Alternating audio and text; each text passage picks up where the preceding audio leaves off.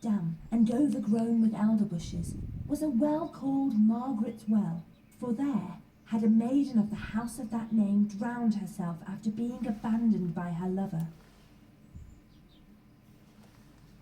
It's thought that William Shakespeare was a regular visitor to Clopton House, and that Margaret Clopton's death inspired him to create the character of Ophelia, who in Hamlet is driven out of her mind and drowns herself. Elizabeth Gaskell goes on to describe another discovery in the old mansion. There was an old Catholic chapel with a chaplain's room, which had been walled up and forgotten till within the last few years. The Forgotten Chapel takes us back to another intriguing episode in the life of Clopton House. In 1605, the house was rented by Ambrose Rookwood, a staunch Catholic and one of the conspirators in the Gunpowder Plot. It's recorded that when he moved in, he brought with him a number of Catholic religious symbols, such as chalices, crucifixes, vestments, Latin books, and praying beads. These were concealed in a small chapel created from a cellar, presumably the one described by Elizabeth Gaskell. As we know, it was foiled when Guy Fawkes was called to the attempt to blow up Parliament.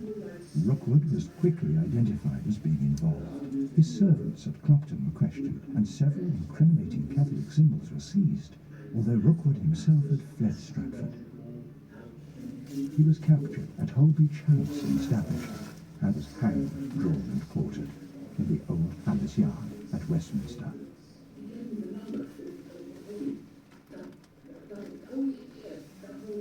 Standing atop the hill overlooking Clopton is the landmark obelisk, erected in 1876 as a memorial to Mark Phillips.